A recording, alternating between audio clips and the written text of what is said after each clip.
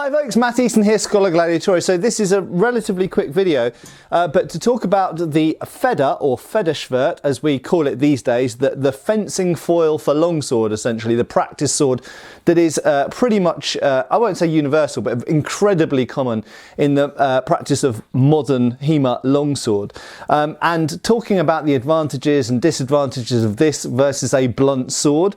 And in my previous video on this topic, I hope I made it pretty clear that basically mechanically there's almost no difference between this and a blunt sword.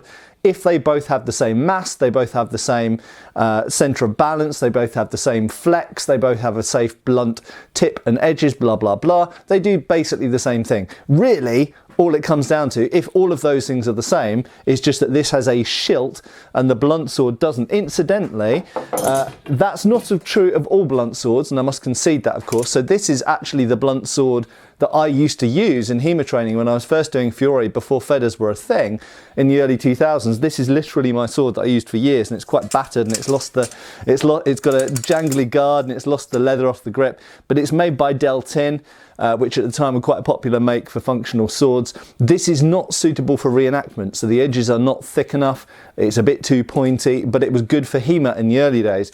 And this is what a lot of people talk about when they're talking about a blunt sword. So it's a little bit stiffer than a FEDER, it doesn't have a safe tip on it, obviously it doesn't have a shield, perhaps the edges are a little bit thinner than most FEDERs are. So there are differences between some blunt swords and some FEDERs, but as I hope I pointed out, there's no reason why you can't make a sword that looks like a sword that has all of the characteristics of the edge and the point and the flex and the mass and central balance and everything else as a FEDER. Okay, so a blunt sword doesn't have to be more dangerous than the FEDER, it can be exactly the same.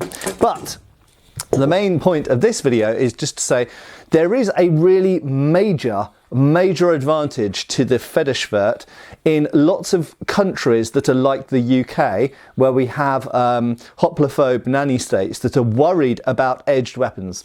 As you all know, the UK has some weird and wacky and nonsensical and illogical and basically downright dumb weapons laws, which I talk about a fair bit on this channel.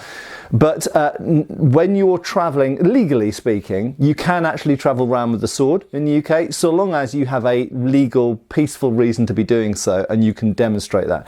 So if you're going to a martial arts class, if you're going to a fencing class, if you've just bought it from a dealer, if you're moving house, if you're going to a friend's house to train with them, blah, blah, blah, all of these reasons, you can completely legally transport a sword in the UK. But if you do get stopped and searched, then one big advantage of a federschwert is it is very, very clearly a blunt, non-lethal fencing tool. And we have to accept, okay, in some countries, I've heard Czech Republic has got great, very liberal laws. Many things make me want to move to the Czech Republic. Obviously parts of the USA and various other places where they just won't give a damn if you carry a sword openly in the street. That's fine.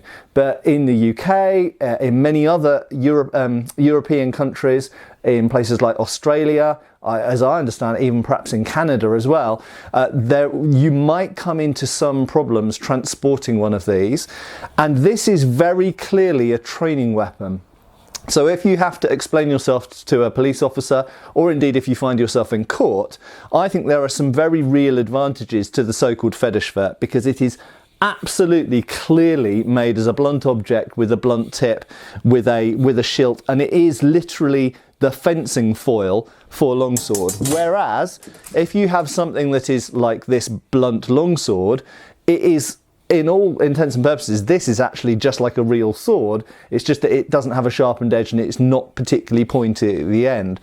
So don't underestimate the usefulness of that as a thing. And as an adjunct to that, added to that, connected to that point, there is some use, I think, in the federschwert being an iconic fencing weapon. And I think for whether we're representing ourselves in a magazine, in the media, on TV, if you're explaining what we do and that it's a martial art or it's a form of fencing, I think the fact that we have a specialised instrument that doesn't look like a reenactment sword, it doesn't look like a sharp sword, it doesn't look like other martial, it doesn't look like a shinai, it doesn't look like a plastic sword, so it's a real steel sword that is clearly made for the purposes of fencing, and it's modelled on historical originals from treatises and surviving examples from the 15th and 16th centuries. And I think there is some value and some weight to that in how we represent HEMA as a distinct and valid and historically sort of with a historical foundation, and it's I think there's a real value in that, and we shouldn't underestimate the fact that the federschwert, and undoubtedly that's why it's spread and become so universal in HEMA, the federschwert does represent that. You see a FEDER, you see someone carrying one of these, and boom, you know that they do HEMA. You know that they're not a reenactor, you know that they're not doing Japanese martial arts or Chinese martial arts, you know that they're probably not stage choreography or something like that. It's HEMA, and this is a HEMA object. And I think there's a real value to that. There's a currency to that, and it has a weight and a value that shouldn't be underestimated. So those two things, two big advantages of the FEDER. Number one, it is distinctly HEMA and really characterises HEMA, and secondly, legally speaking, is very clearly a blunt, benign training weapon, a fencing foil, not a real weapon. I hope that gives you some extra things to think about. Thanks again for watching, and I'll see you really soon for another video. Cheers, folks. Thanks for watching. We've got extra videos on Patreon. Please give our Facebook a like and subscribe if you haven't already. Cheers, folks.